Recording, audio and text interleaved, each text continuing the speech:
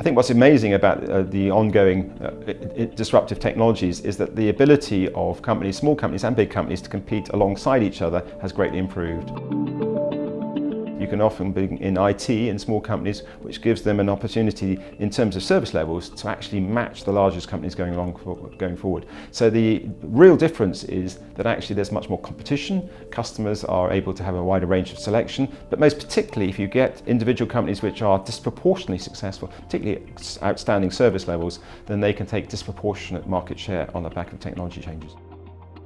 Well, what's interesting about the last year is we've seen quite a lot of disruptive technologies coming through. There's quite a lot of IPOs which have come in the market. There's been quite a lot of companies which are looking to take real market share, and many of those valuations have moved up for very high levels. Our view is actually that those companies with the customers probably sometimes have the advantage. Yes, disruptive technologies can be successful, that can lead you to being an outright winner, but often those companies which already got the customers, as long as they keep looking after the customers, as long as they move forward with their customers, then often the returns on those companies which actually are slightly more old-fashioned in terms of being more traditional businesses actually can end up being a lot better than those with the most disruptive technologies.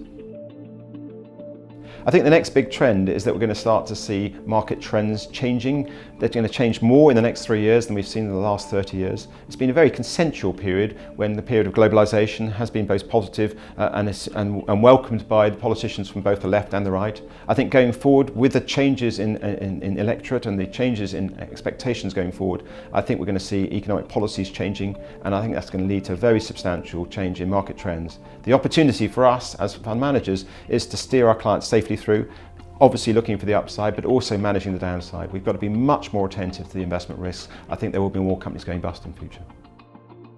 Innovation long term is what really drives return, and innovation is all about improving productivity.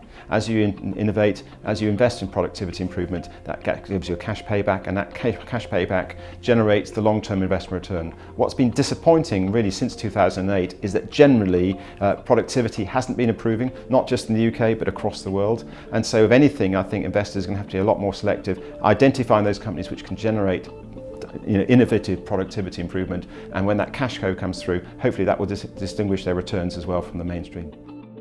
The opportunity with Brexit and Donald Trump is that actually many of the assumptions we've been making over the last few years will come under question. That does mean, of course, that companies which actually have a comfortable market position may find that they're outcompeted, and there's more opportunity for companies to come in against them and take more market share. But it also means that actually we've got to be a lot more safety first. We've got to be much more careful with our businesses. They need to be better financed. They need to have better, stronger balance sheets. And so we need to actually have an eye on the downside along the way, as well as keeping an eye on the upside.